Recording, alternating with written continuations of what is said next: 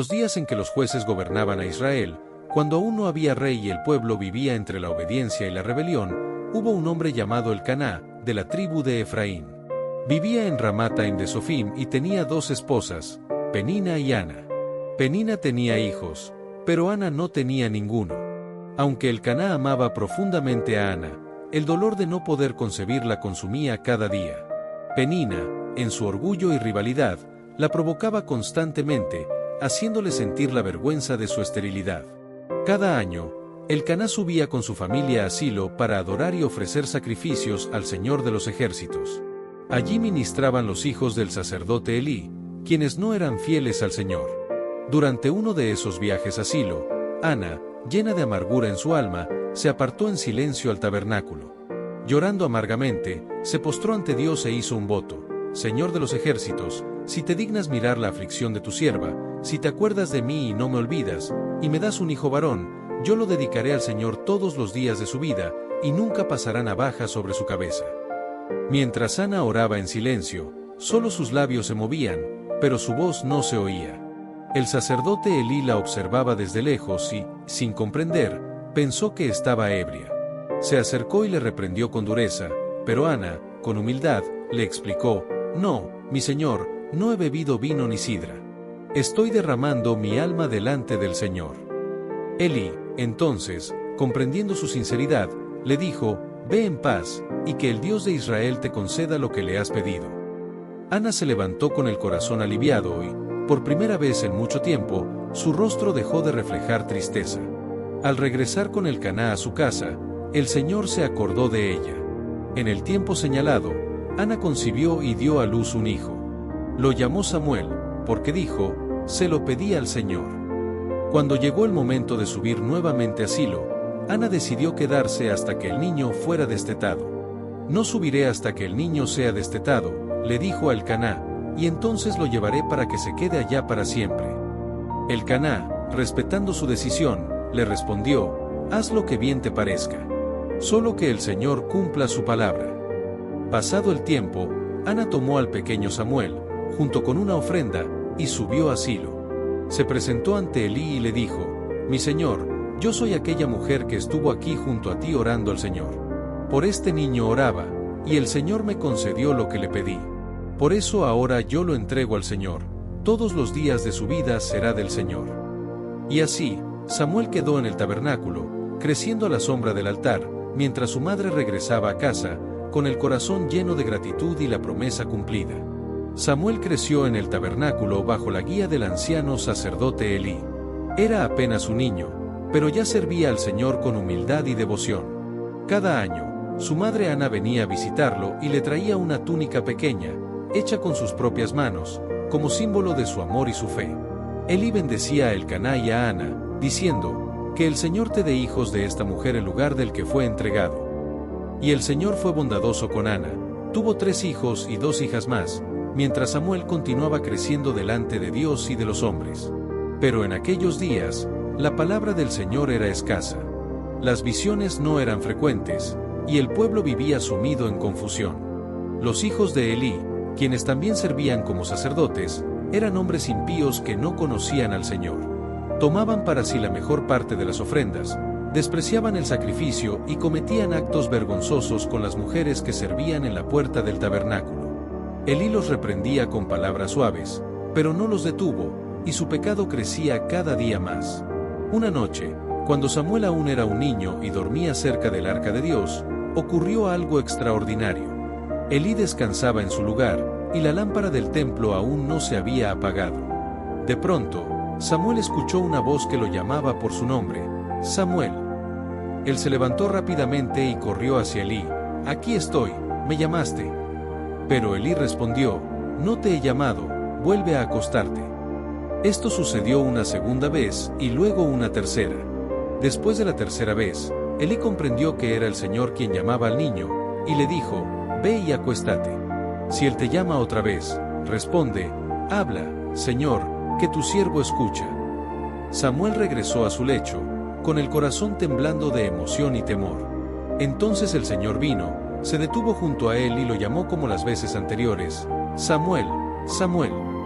Y Samuel respondió con voz temblorosa pero decidida: «Habla, Señor, que tu siervo escucha».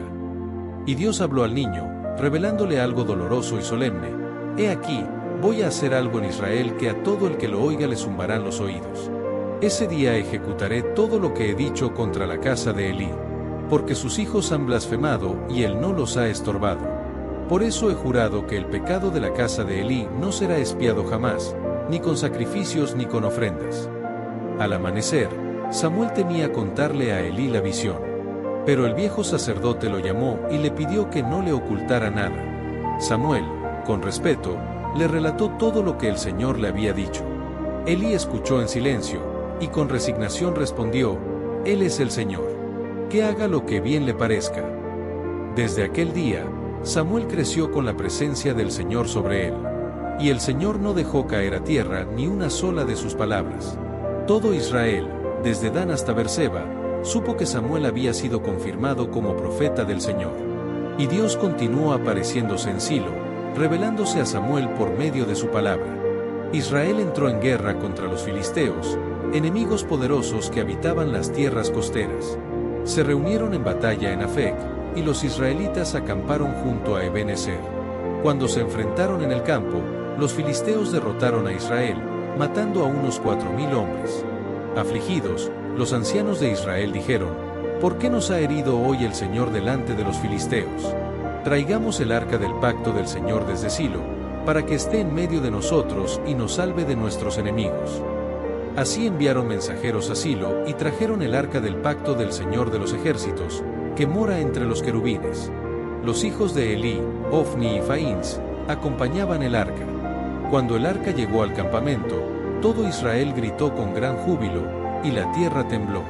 Pero los filisteos, al oír el estruendo, preguntaron qué significaba aquel gran alboroto. Cuando supieron que el arca del Señor había llegado al campamento hebreo, temieron y dijeron: «Dios ha venido al campamento, ¡ay de nosotros! Nunca antes sucedió cosa semejante. ¿Quién nos librará de la mano de estos dioses poderosos?». Pero los filisteos se armaron de valor. «Sed hombres y pelead», se dijeron unos a otros. Y cuando el combate comenzó nuevamente, Israel fue completamente derrotado. 30,000 soldados murieron aquel día. El arca de Dios fue capturada, y Ofni y Faíns murieron en la batalla.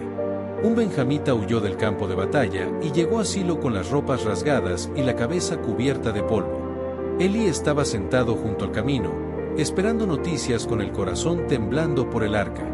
Cuando el mensajero entró a la ciudad y dio la noticia, hubo un clamor en toda Silo. Elí preguntó qué significaba ese alboroto, y el hombre corrió hacia él y dijo: «Yo vengo del campo de batalla. Hoy he huido de allí». Elí, ciego por la vejez, preguntó qué había sucedido, y el hombre respondió: «Israel ha huido delante de los filisteos, ha habido una gran derrota. Tus hijos, Ofni y Faíns, han muerto, y el arca de Dios ha sido tomada».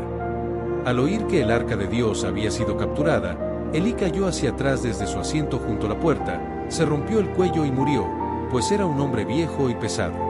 Había juzgado a Israel durante 40 años. Mientras tanto, la esposa de Faíns, que estaba encinta, al enterarse de la muerte de su esposo, de su suegro, y de la pérdida del arca, entró en trabajo de parto por la angustia. En el momento de dar a luz, murmuró con dolor: «Icabod», que significa «la gloria ha sido desterrada de Israel». Y así murió, dejando un niño huérfano con un nombre que recordaría para siempre la tragedia de aquel día. Pero Dios no había terminado con su plan. Aunque la gloria parecía haberse alejado, estaba preparando el ascenso de un nuevo líder, un profeta y juez que restauraría la voz de Dios en la tierra: Samuel. Después de la tragedia en Israel, los filisteos llevaron el arca de Dios como trofeo a Asdod, una de sus ciudades principales. La colocaron dentro del templo de Dagón, su dios, como señal de victoria. Pero al amanecer del día siguiente, los sacerdotes encontraron a Dagón caído rostro en tierra delante del arca del Señor. Lo levantaron y lo colocaron de nuevo en su sitio. Pero al siguiente día, Dagón volvió a estar postrado ante el arca, solo que esta vez su cabeza y sus manos estaban cortadas, yaciendo sobre el umbral, solo el torso quedó intacto. Desde entonces, los sacerdotes de Dagón no pisaron más aquel umbral. No solo cayó Dagón. La mano del Señor se agravó sobre Asdod, y sus habitantes fueron heridos con tumores dolorosos. El pánico se extendió por la ciudad. Los hombres clamaron: no permanezca entre nosotros el arca del Dios de Israel, porque su mano es dura contra nosotros y contra nuestro Dios Dagón. Entonces enviaron el arca a Gat, otra ciudad filistea. Pero allí también cayó el juicio de Dios. La gente fue herida con tumores y cundió el terror. Desde Gat la enviaron a Ecrón, y cuando los de Ecrón la vieron llegar, gritaron: han traído el arca del Dios de Israel para matarnos a nosotros también. El clamor subió hasta el cielo. La muerte y el temor se apoderaron de todos. Por 7 meses, el arca estuvo en tierra filistea, y el sufrimiento no cesaba. Entonces los príncipes filisteos reunieron a sus sacerdotes y adivinos, y preguntaron: ¿qué haremos con el arca del Señor? Y ellos respondieron: devolvedla con una ofrenda por la culpa. No la devolváis vacía, sino con una señal de arrepentimiento, para que tal vez Él alivie su mano de sobre vosotros y de vuestra tierra. Hicieron una caja con figuras de oro, 5 tumores y 5 ratones, uno por cada ciudad filistea. Luego prepararon un carro nuevo y ataron a él 2 vacas recién paridas, que nunca antes habían llevado yugo. Si las vacas tomaban camino hacia Israel, sería señal de que el castigo venía de Dios. Si no, sabrían que fue casualidad. Y así lo hicieron. Las vacas caminaron directamente hacia Bet-Semes, sin desviarse ni a derecha ni a izquierda. Los filisteos la siguieron hasta la frontera, observando todo. Los habitantes de Bet-Semes estaban cosechando trigo cuando vieron venir el arca. Se regocijaron y ofrecieron las vacas en holocausto al Señor. Colocaron la caja y el arca sobre una gran piedra y celebraron. Los filisteos regresaron a su tierra, convencidos del poder del Dios de Israel. Pero el pueblo de Bet-Semes, movido por la curiosidad o la irreverencia, miró dentro del arca. El Señor se encendió en ira y castigó a muchos de ellos con la muerte. Aterrorizados, clamaron: ¿quién podrá estar delante del Señor, este Dios santo? Entonces enviaron mensajeros a los hombres de Kiriat Jearim, quienes vinieron y llevaron el arca a la casa de Abinadab, donde consagraron a su hijo Eleazar para que la guardara. Allí permaneció el arca durante 20 años, mientras Israel suspiraba por el Señor. Pero Dios no había olvidado a su pueblo. Y Samuel, el siervo fiel que había crecido en su presencia, se preparaba para guiarlos de nuevo a la obediencia. Pasaron los años, y el corazón de Israel empezó a volver al Señor. El dolor, la opresión y la ausencia de su gloria entre ellos hicieron que el pueblo comenzara a anhelar una vez más la presencia de su Dios. Entonces Samuel, el profeta y juez que había crecido en silencio y obediencia, se levantó con voz firme y clara ante la nación: si de todo corazón os volvéis al Señor, quitad de entre vosotros los dioses ajenos y las imágenes de Astarté. Preparad vuestro corazón para el Señor y solo a Él servid, y Él os librará de manos de los filisteos. El pueblo escuchó. Quitaron los Baales, los ídolos de Astarté, y sirvieron solo al Señor. Samuel entonces convocó a todo Israel en Mizpa. Allí, el pueblo se reunió en ayuno, en quebranto, y confesaron: hemos pecado contra el Señor. Samuel oró por ellos y juzgó a Israel desde aquel lugar, como un pastor que intercede por sus ovejas. Pero los filisteos, al enterarse de aquella gran asamblea, pensaron que era un movimiento de rebelión. Reunieron su ejército y marcharon hacia Mizpa. Cuando los israelitas lo supieron, temieron grandemente y le rogaron a Samuel: no ceses de clamar al Señor nuestro Dios por nosotros, para que nos libre de los filisteos. Samuel tomó un cordero de leche, lo ofreció en holocausto entero al Señor y clamó por Israel. Mientras él ofrecía el sacrificio, los filisteos se acercaron para la batalla. Pero aquel día, el cielo retumbó. El Señor tronó con gran estruendo contra los filisteos, sembrando confusión y terror entre ellos. Israel, fortalecidos por el favor de Dios, salieron de Mizpa, los persiguieron y los derrotaron hasta más allá de Bet-Car. En memoria de esta gran victoria, Samuel tomó una piedra y la colocó entre Mizpa y Senador. La llamó Ebenezer, que significa hasta aquí nos ayudó el Señor. Desde aquel día, la mano de Dios estuvo contra los filisteos todos los días de Samuel.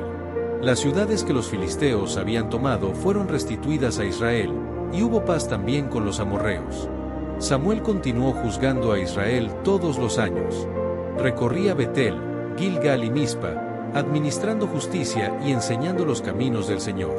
Luego regresaba a su casa en Ramá, donde también tenía un altar levantado al Dios que lo había llamado desde niño, aquel que no dejó caer ni una sola de sus palabras. Pero aunque la tierra descansaba y el pueblo seguía al Señor, en el corazón de Israel comenzaba a gestarse una nueva inquietud, el deseo de parecerse a las demás naciones. Una semilla que pronto cambiaría para siempre el rumbo de su historia. Samuel ya era anciano. Había servido fielmente como profeta, juez y guía del pueblo durante toda su vida. Había establecido a sus hijos como jueces sobre Israel, Joel y Abías, quienes juzgaban desde Berseba. Pero ellos no siguieron el camino de su padre. Se dejaron llevar por la avaricia, torcieron la justicia y aceptaron sobornos. Y el pueblo, decepcionado, comenzó a murmurar. Entonces, los ancianos de Israel se reunieron y vinieron a Ramá, donde vivía Samuel. Se presentaron ante él y le dijeron: «Tú ya eres viejo, y tus hijos no andan en tus caminos. Por tanto, constitúyenos un rey que nos juzgue, como todas las naciones». Estas palabras entristecieron profundamente a Samuel. Para él, no era simplemente una petición política, era un rechazo a la forma en que Dios mismo gobernaba a su pueblo. Entonces oró al Señor, y Dios le respondió: «Escucha la voz del pueblo en todo lo que te dicen. No te han rechazado a ti, sino a mí, para que no reine sobre ellos. Tal como me han abandonado desde que los saqué de Egipto, así me han rechazado también ahora. Pero adviérteles claramente y explícales cómo será el proceder del rey que reinará sobre ellos». Entonces Samuel convocó al pueblo y les habló con solemnidad: «Este será el proceder del rey que ustedes desean. Tomará a sus hijos para ponerlos en sus carros y como jinetes de su guardia. Les hará labrar sus campos, segar sus cosechas y fabricar sus armas. Tomará a sus hijas como perfumistas, cocineras y panaderas. Tomará lo mejor de sus campos, viñas y olivares para dárselo a sus oficiales. Diezmará sus rebaños y ustedes mismos serán sus siervos. Y cuando clamen por causa del rey que eligieron, el Señor no les responderá». Pero el pueblo no escuchó. Respondieron con obstinación: «No, queremos un rey sobre nosotros. Seremos como las demás naciones. Nuestro rey nos juzgará, marchará al frente de nosotros y peleará nuestras batallas». Entonces el Señor dijo a Samuel: «Escúchalos, y establece un rey sobre ellos». Y Samuel despidió a los hombres de Israel, cada uno a su ciudad. El profeta regresó en silencio, llevando en su corazón el peso de un pueblo que quería parecerse al mundo, y no al Dios que los había elegido. Pero Dios, en su soberanía, ya estaba preparando al hombre que sería el primer rey de Israel. Un hombre de la tribu de Benjamín, de nombre Cis, tenía un hijo llamado Saúl. Era joven, fuerte y apuesto, más alto que cualquiera del pueblo. Un día, las asnas de su padre se extraviaron, y Cis envió a Saúl, junto con un criado, a buscarlas por toda la región. Tras muchos días sin éxito, Saúl pensó en regresar, temiendo que su padre empezara a preocuparse más por él que por las asnas. Pero su criado le sugirió: «Hay en esta ciudad un hombre de Dios, muy respetado. Todo lo que dice, acontece. Vayamos a él, quizá nos diga el camino que debemos seguir». Samuel, por orden del Señor, ya había sido advertido: «Mañana a esta hora te enviaré un hombre de la tierra de Benjamín, y lo ungirás por príncipe sobre mi pueblo Israel. Él lo salvará de manos de los filisteos, porque he visto la aflicción de mi pueblo, y su clamor ha llegado hasta mí». Cuando Samuel vio a Saúl, el Señor le dijo: «Este es el hombre». Saúl se acercó para preguntar por el vidente, sin saber que hablaba justamente con el profeta que cambiaría su vida. Samuel lo invitó a comer en un banquete preparado especialmente para él. Le dio el lugar de honor, lo trató con deferencia, y al día siguiente, al amanecer, lo llevó a un lugar apartado. Allí, Samuel tomó un frasco de aceite, lo derramó sobre la cabeza de Saúl y le dijo: «¿No te ha ungido el Señor como príncipe sobre su heredad? Tú gobernarás a su pueblo, y los librarás de sus enemigos». Samuel le anunció señales que confirmarían su elección, y todas se cumplieron ese mismo día. El Espíritu de Dios vino sobre Saúl con poder, y profetizó junto a otros hombres inspirados, dejando a todos asombrados. Tiempo después, Samuel convocó a todo Israel en Mizpa y presentó a las tribus delante del Señor.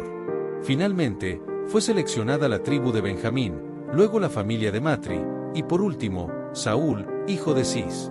Pero cuando lo buscaron, no lo hallaron, pues se había escondido entre el equipaje, abrumado por la responsabilidad. Lo encontraron y lo presentaron al pueblo. Al verlo, todos gritaron, ¡Viva el rey! Samuel escribió las leyes del reino en un libro y lo depositó ante el Señor.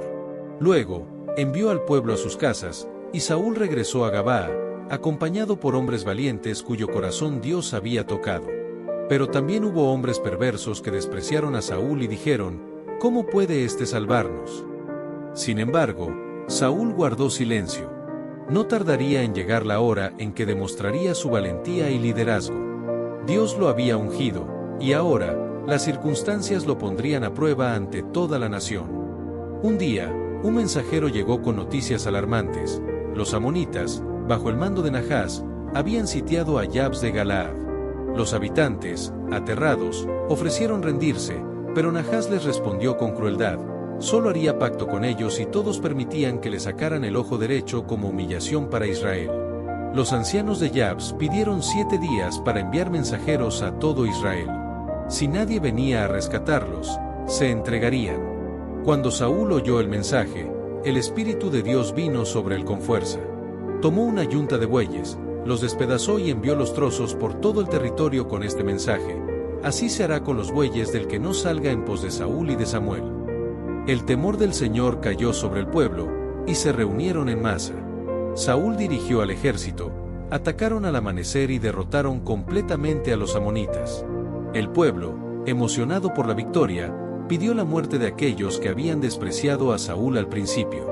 Pero el nuevo rey respondió con nobleza: nadie morirá hoy, porque el Señor ha traído salvación a Israel. Entonces Samuel convocó al pueblo en Gilgal, y allí ratificaron el reinado de Saúl. Se ofrecieron sacrificios de paz, y el pueblo se regocijó grandemente. Pasó el tiempo, y Samuel, ya anciano, habló al pueblo por última vez como juez. Les recordó cómo Dios los había guiado desde Egipto, cómo les había dado jueces, y ahora un rey porque así lo pidieron. Les exhortó a obedecer al Señor y a no apartarse tras vanidades. Para confirmar sus palabras, Samuel clamó a Dios, y el Señor envió truenos y lluvia en pleno tiempo de cosecha. El pueblo, aterrorizado, clamó pidiendo misericordia. Y Samuel les dijo: no temáis. Aunque habéis hecho todo este mal, no os apartéis del Señor. No dejéis de seguirle, porque el Señor no desamparará a su pueblo, por amor a su gran nombre. Pero Saúl pronto reveló su impaciencia. En una batalla contra los filisteos, Samuel le había ordenado esperar 7 días hasta su llegada para ofrecer el sacrificio. Pero Saúl, viendo que el ejército se dispersaba, ofreció el holocausto él mismo. En ese momento, Samuel llegó, y al ver lo que había hecho, le dijo con tristeza: has obrado neciamente. No guardaste el mandamiento del Señor. Tu reino no permanecerá.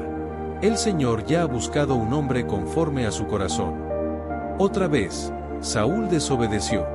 En la guerra contra Amalec, Dios le ordenó destruir todo: hombres, mujeres, niños, animales. Pero Saúl perdonó al rey Agag y lo mejor del ganado. Cuando Samuel lo confrontó, Saúl se justificó, diciendo que lo habían reservado para ofrecer sacrificios al Señor. Entonces Samuel pronunció las palabras que marcaron el final del favor de Dios sobre Saúl: ¿se complace el Señor tanto en holocaustos como en la obediencia? Ciertamente, obedecer es mejor que sacrificar. Por cuanto desechaste la palabra del Señor, Él también te ha desechado como rey. Samuel lloró profundamente aquella noche. Jamás volvió a ver a Saúl, aunque lo lamentó hasta el final de sus días. El profeta que había ungido al primer rey de Israel ahora debía prepararse para ungir al segundo, un joven pastor de Belén, hijo de Isaí, cuyo corazón estaba completamente entregado a Dios. Y así, la historia de Samuel llegaba a su fin. Su voz profética y su fidelidad quedarían grabadas para siempre como el vínculo entre el tiempo de los jueces y el nacimiento de la monarquía. Fue un hombre que caminó con Dios desde niño, y cuyas palabras nunca cayeron a tierra vacías.